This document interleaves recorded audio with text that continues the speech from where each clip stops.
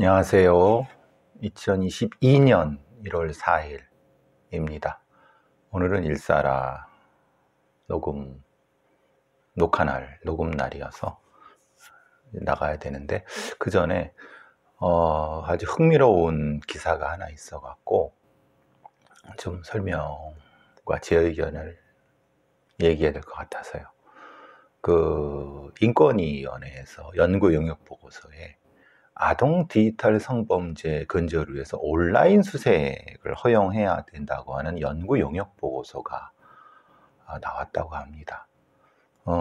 기본권 침해가 상당히 우려가 되죠. 근데 범죄 예방을 위해서 필요성이 되고 있다라고 하는 겁니다. 사실 이 연구 용역 수행 기관은 여야대 젠더법학연구소입니다. 이게 정확한 이름은 아동 청소년 성착취 피해 예방과 인권적 구제 방안 실태조사 보고서입니다. 그러니까 현재의 디지털 성착취 범죄 특성으로 인해서 현재의 그 수사 시스템, 수사상으로는 이런 범죄를 예방하고 추적하기가 쉽지 않다. 그래서 온라인 수색을 도입해야 된다는 취지로 제언을 한 거예요. 그러니까 이거는 뭐냐면 당사자의 동의 없이 국가가 법원의 영장에 따라서 원격 감시 소프트웨어를 통해서 대상자의 정보기술 시스템 이용을 감시하고 저장된 내용을 열람, 수집.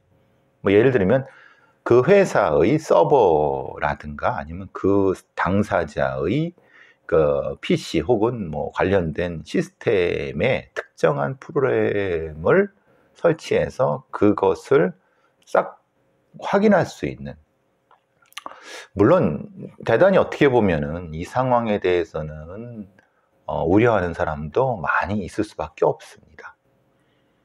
그런데 어떤 형태의 그 포탈이라든가 아니면 디스크 업체, 인터넷 디스크 같은데, 클라우드 이런 데에서 존재하는 숨겨져 있는 디지털 성착취물 부분을 어떻게 감시할 것인가에 대한, 그러니까 유통 부분은 이동할 때 감시를 할 수 있다고 하지만 사실은 그 비밀, 개인 대화방으로 연결되는 것은 지금상으로는 안 되죠. 근데 그렇게 안 되는 상황으로는 지금의 N번방 방지법에 나타나는 공개 어떤 뭐 게시판 이런 형태만 감시해서는 이게 실제로 예방과 근절이 될 수 있느냐? 물론 지금 뭐 N번방 방지법 가지고도 뭐 야당의 대표라든가 이런 애들이 문제 제기하는 정도지만은 그거는 매우 시각이 협소한 부분인 거고, 좀 전향적인 형태로 온라인 수색에 대한 어떤 사회적 논의가 필요한 부분이다. 즉 외부와 차단된 범죄 관련 정보가 있을 것으로 추정되는 어떤 타인 혹은 어떤 특정한 폐쇄된 정보기술 시스템을 국가기관이 합법적으로 해킹하는 행위입니다. 그 합법적 해킹 행위를 법원이 영장에 의해서, 그러면은 그 부분을 방법을 어떻게, 이것이 사회적 합의가 필요한 부분이다. 이거는 법률가들한테 맡겨서도 안 되는 거고, 또한 정보기술 전문가들한테만 맡겨서도 안 되는 거고, 광범위한 형태의 사회적 합의를 통해서 특정한 기술이 이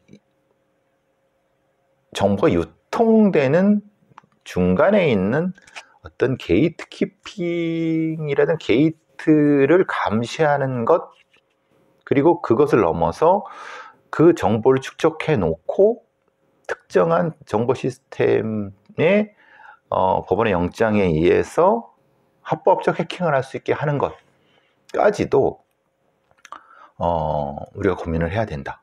이게 뭐 우리만의 문제가 아닙니다. 예를 들면은 독일 같은 데서는 범죄 예방과 수사를 목적으로 온라인 수색이 입법화돼 있다고 합니다. 형법상 내란죄, 테러단체 조직죄, 아동 성착취물 유포 취득 소지죄, 성적 자기결정권 침해한 죄, 이게 바로 성착취물이겠죠. 이런 범죄의 중대성이 인정되고 수사에 어려움이 있을 경우에는 법원의 영장을 받아서 온라인 수색이 허용되는, 예를 들면 네이버나 다음 같은 데에 어떤 특정한 범위나 이런 부분에 대한 합법적 해킹을 가능하게 되는 영장. 그러면은 이 부분에 대해서는 분명히 개인의 기본권이 침해될 수 있습니다. 그렇지만은 그것이 충분히 이 가능성, 그러니까 말하자면 범죄의 개연성이 입증됐다고 하면은 충분히 이거는 온라인 수색의 범위와 그 정도를 입법할 수 있고, 그것이 공개적으로 이 적용만 된다고 하면은 개인정보 침해 부분은 상당 부분 부식되지 않을까. 다만 이것이 특정한 정부기관 혹은 사법기관 혹은 수사기관에 의해서 권력의 남용으로, 그러니까 지금처럼 우리나라의 검찰 권력이 막강한 상태, 통제되지 않은 형태의 정보경찰이 존재하고 통제되지 않은 그 검찰 권력이 존재하는 어떤 시스템 하에서는 상당히 위험성이 있지만, 적어도 정보경찰이 통제되고 검찰의 권력이 상당 부분 법적으로 제한되는, 그리고 이 온라인 수색에 대한 합법적인, 그리고 이 온라인 수색 영장의 발부라든가 집행 부분이 최소한 국회의 특정한 어떤 정부위원회에서 관리되는 정도라고 하면은 이거는 충분히 가능성이 있다고 해야 될 거라고 보여집니다. 다만 다시 말씀드리면 수사기관에 의한 광범위한 어떤 영장이 검찰에 의해서 무소불위로 집행되고, 또 이제 이 별건 수사가 진행되고 검사들이 압박하고, 이런 형태가 일정 정도 법적으로 제한되는 한도 내에서 온라인 수색이 허용돼야 된다. 그리고 그 온라인 수색의 어떤 그 관리 감독은 일개 판사에 의해서 발부가 되면 이건 위험하다. 왜냐하면 일개 판사가 여러 가지 외부적 압력이나 이런 것에 노출될 수 있기 때문에 온라인 영장 발부위원회 같은 형태로 사법부와 아니면은 이런 이 영장 전담 판사가 아니라 온라인 수색 영장 전담 이런 합의체, 판사 합의체, 이런 형태, 고등법원에 이런 것들이 사실 필요하다. 지금처럼 지방법원이나 이런 데에 단독 영장 전담 판사는 이거는 부장판사 정도 급으로는 이게 안 된다. 그리고 온라인 수색 영장에 대한 발부나, 그리고 발부 뒤에 그 결과에 대한 관리 감독은 당연하게도 국회 법사위 같은 데라든가 이런 특별한 어떤 국회의 위원회에서 이것을 감시 감독을 해야 된다. 이것이 남용됐을 경우는 심각하다. 남용을 방지할 수 있는 법적 장치도 필요하다. 만약에 영장을 함부로 발부하고 온라인 수색을 영장을 집행하는 과정에서 불법적인 요소들이 존재한다고, 그러니까 이 집행자들이 불법적 요소가 됐을 때 강력한 처벌이, 이런 부분들이 분명히 존재해야 된다. 또한 이 전제는 제가 늘 말씀드리지만은 국립폭력범죄 분석했다 NCAVC 같은 형태를 모태로 하지만은 기본적으로 그것도 없지만은 우리나라에 그것이 존재해야 되는 이유가, 사회에 지금 존재하는 다양한 형태의 범죄에 대한 분석과 그를 통한 범죄적인 형태의 평가, 그것을 이 범죄 예방과 수사에 이용해. 당연하게도 지금 온라인 사이버상에서의 범죄에 대한 사이버 폭력 범죄에 대한 분석, 그리고 그 분석에 어떤 애는 어떤 네트워킹에 대한 감시, 그러니까 유통에 대한 감시 중에 감시만 하는 부분인 거죠. 감시라는 건 일종의 특정한 성착취물이라든가 불법 형태의 범죄물이라든가 이런 것들이 어느 쪽으로 이동하고 있고 어디에서 주요하게 많이 확산되고 있는가에 대한 그런 AI를 동원한 형태의 실시간 어떤 관리 체계는 필요하다. 그러니까 관리만 하는 거죠. 그것이 범죄 수사의 이용, 일종의 내사 전 개념인 거라고 보여집니다. 거기까지는 충분히 할 수 있다. 그리고 그것이 기본적으로 축적돼 있어야지 당연히 온라인 수색영장의 근거가 되는 거지. 어떤 특정한 정보 한두 개만 가지고 기본권을 침해할 수 없지 않습니까? 그러니까 다크웹도 감시할 수 있고 또는 사이버상에서의 다양한 범죄적 정보들이 유통되는 걸 감시할 수 있는 이런 일종의 범죄 분석센터가 사이버 범죄 분석센터가 필요하다. 물론 그것은 지금 국가수처럼 관리 감독이 되지 않는 관리의 사각지대 형태로 놓여지면 안 된다. 지금 국가수가 너무나도 비대하고 관리 감독이 허술한 상태에서 돈만 계속 먹어대는 상당히 위험한 상태가 유지되면 안 된다. 그러니까 국가과학수사위원회 형태로 국무총리실 정도에서 확보되는 국가과학수사위원회 밑에 국과수가 소속이 되고 그 아래 아니면 그 정도 급에서 사이버 폭력 감시센터가 있어야 되고 국가 폭력 범죄 분석센터가 이런 형태로 국회에서도 감시될 수 있고 거기에 지방의회도 역시 참관할 수 있는 이런 교차 감시 시스템이 존재해야 된다. 지금 이제 이 인권위에서 나온 연구 보고서는 그것에 대한 시발점으로는 상당히 중요한 의미를 갖습니다. 또한 지금 이 N번방 사건이라든가 여러 가지 상당히 위험한 형태의 온라인 성착취 범죄들이 제대로 감시되고 관리되지 못하고 있는, 추적되지 못하고 있는 상태에서 보다 근본적인 형태의 접근법이 될 수 있다. 물론 당연히 그러려고 하면은 이런 범죄를 전담하는 전문가들, 전문 수사 전문가들이 필요한 부분은 확실히 나올 수가 있을 겁니다. 지금 이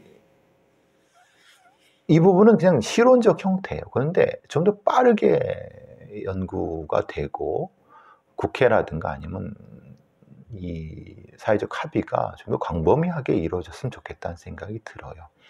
그리고 지금 이 연구팀에서는 디지털 성착취 피해자 15명을 심층 면접 조사했다고 하는데 이것도 상당히 중요합니다. 피해자 조사도 중요합니다. 그런데 제가 늘 말씀드리는 건 왜 범죄 분석이 필요한가? 그거는 가해자, 그 가해자들의 행태에 대한 분석과 조사도 피해자 조사만큼 중요하다. 왜 제가 계속 연쇄살인범이라든가 성범죄라든가 아니면 살인범들에 대한 심도 깊은 분석이 필요하다고 하냐 하면은 그것을 하지 않으면 그 범죄를 알 수가 없습니다.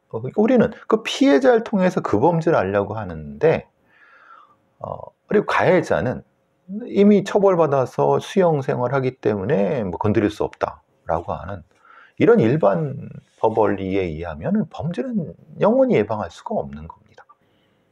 오죽했으면은 제가 늘 말씀드린 미국의 MTC라든가 이런 특정한 성범죄자 혹은 특정한 범죄자들에 대해서 심도 깊은 연구, 그러니까 그들이 수용 생활을 함에도 불구하고 연구를 해서 그 범죄를 예방하기 위한 노력을 한다는 거예요.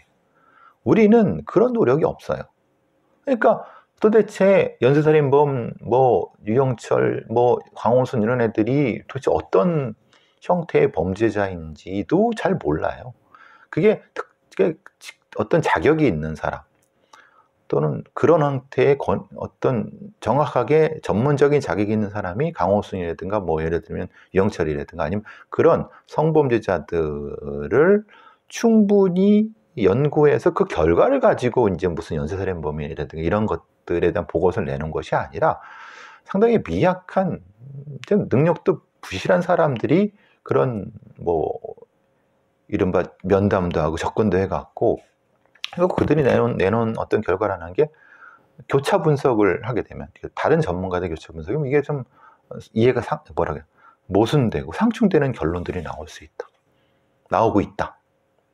이춘재 사건이 대표적인 거 아니겠습니까? 그러니까 결국은 제가 말씀드린 건 과거 사건에 대한 형사 사건의 기록의 공개, 교차 분석, 교차 검증과 맞물려 갖고 현재 벌어지고 있는 아니면 이미 벌었던 사건들에 대한 체계적인 분석을 통해서 향후 위험한 중요한 사건들에 대한 예방과 처벌 이런 것들을 할 수 있어야 되거든요. 그게 제가 원하는 미래의 아니면 수사사법의 상입니다. 제가 이렇게 말하면 뭐 허황된 꿈을 꾸고 있다고 하는데 왜 꿈은 못 꿉니까? 그리고 그런 정의로운 세상은 왜 오지 않습니까?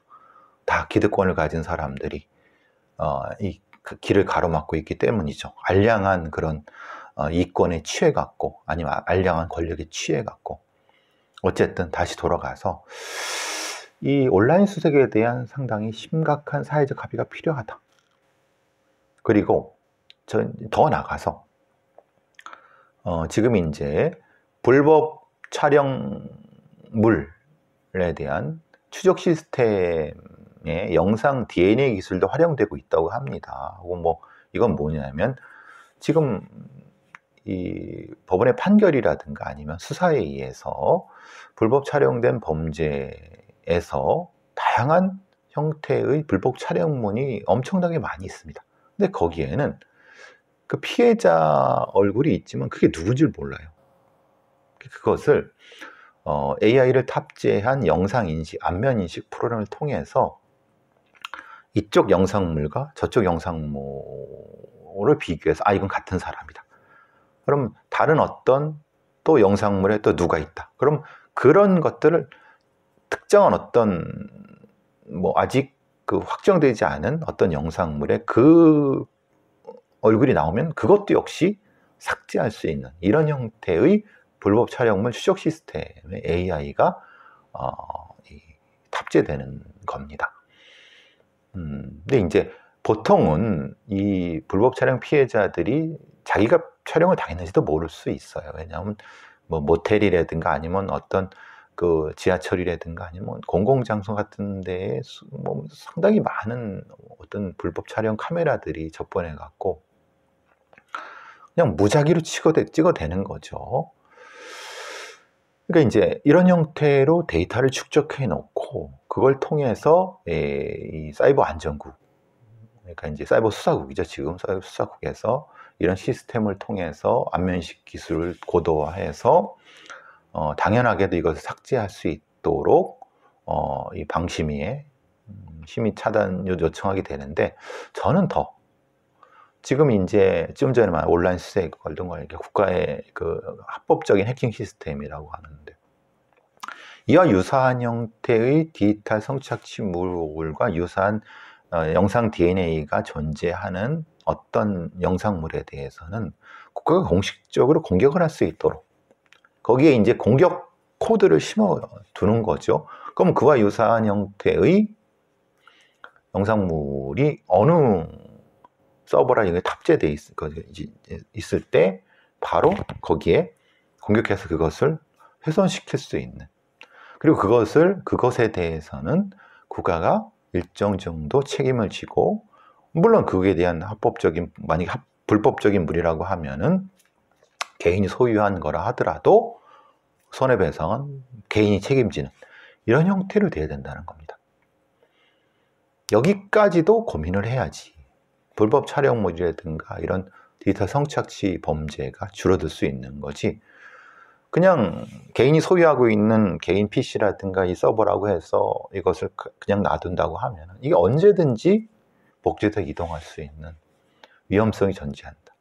이것도 역시 사회적 합의가 필요한 부분입니다. 국가가 어떤 일종의 화이트 해커가 돼서 그 디지털 영상물에 공격 코드를 심어서 개인 혹은 개인이 아닌 어떤 특정한 법인이 소유한 소유물에 공격 코드를 해서 그것을 훼손시키는 것의 법적인 어떤 부분도 역시 법리적 부분도 분명히 고민을 해야 되는 거죠. 그러면 그 전에 특정한 코드를 공개를 해야 되겠죠. 그죠? 이런 형태의 코드가 있고 이런 코드를 당신의 서버가 만약에 소유하고 있으면 특정한 시기 이후에는 국가가 화이트 해킹을 통해서 공격해서 훼손시킨다. 그 전에 알아서 삭제해라. 삭제가 되지 않는 경우는 책임지지 않는다. 그러니까 스스로 삭제하지 않았는데 국가가 공격해서 그것을 훼손시켰을 때 그 훼손에 대한 책임은 당신들이 져야 된다. 라는 방식으로 진행이 돼야 되겠죠. 이렇게 끊임없이 국가가 적극적으로 나서서 싸움을 걸어야 됩니다. 지금처럼 있게 되면은 이거는 그렇게 쉽게 해결될 문제는 아닙니다. 어쨌든 조금 더 상당히 흥미롭고 저랑 생각을 같이 하는 이런 기사가 하나 상당히 좋은 기사라서 한번 들여다봤습니다. 하는 김에 하나 더 이렇게 경기 남부경찰청에는 그 성매매 산업수사 전담팀이라는 게 있습니다. 경기 남부 수원이라 이런 데 집창촌이 많습니다. 물론 우리나라에도 뭐 이제 영등포, 뭐 서울에도 영등포, 청량리, 뭐 미아리 이런 데 집창촌이 많았죠. 지금은 다 거의 다 폐쇄가 됐는데 이런 성매매 산업, 그러니까 성착취 범죄가 왜 이렇게 근절이 안 되느냐? 결국은 수요자가 존재하기 때문에 그렇지 않느냐? 그것이 기업형, 마피아형 조직범죄로 가는 수밖에 없는. 그러면은 이것을 전문적으로 수사할 수 있는 게 풍속수사팀이라고 합니다. 거기에 대한 기사가 나갔고 상당히 시사인에서 재밌게 읽었습니다. 기본적으로 매수자에 대한 수사기법을 체계적으로 매뉴얼에서 전문화하는 형태로서는 경기남부청의 성매매 산업수사 전담팀은 상당히 진일보한 수사기법들입니다. 근데 이것이 이제 전체적으로 우리나라의 성범죄 그리고 혹은 이 성매매는 그 개인의 문제가 아니라 이걸 통해서 불법적인 자금들, 막대한 형태의 범죄 자금들이 유통이 되고 그 속에 어린 그리고 젊은 여성들이 그리고 외국의 여성들이 그 성매매 산업으로 유입이 돼 갖고 벌어질 수 있는 많은 사회적인 문제라든지 이런 것들 그를 통해서 또 성매매가 또 활성화가 되고 있는.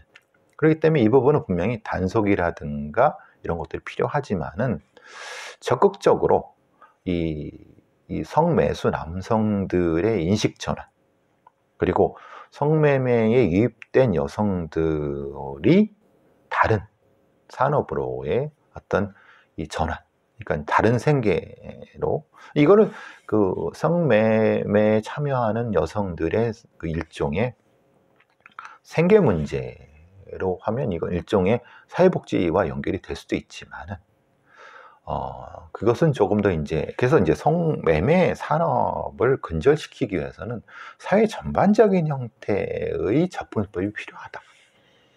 그러니까 집창촌을 없애니까 주택가로 들어가고 주택가에서 오피스텔로 갔다가 오피스텔에서 저기 어디 시골에 있는 어떤 뭐 이런 데로 갔다가 그리고 기업화되고 조직화되고 조폭들하고 그리고 여러 가지 다양한 그러니까 이런 어떤 추적 시스템이나 수사 시스템도 중요하지만은 전문적인 매매 전문 기업화된 어떤 집단들을 발본색원할 수 있는, 그리고 그들을 오랫동안 가둬둘 수 있는 시스템, 그리고 이런 불법 자금들을 찾아내서 압수할 수 있는 이런 시스템들이 광범위하게 좀 적용이 돼야 된다. 이 얘기는 이제 오늘 저녁에 막장난장 토론 때 좀 더 심도 있게 얘기하도록 하겠습니다. 자, 저는 이제 일사라 촬영하러 가보도록 하겠습니다. 자, 이따 저녁 때 뵙겠습니다.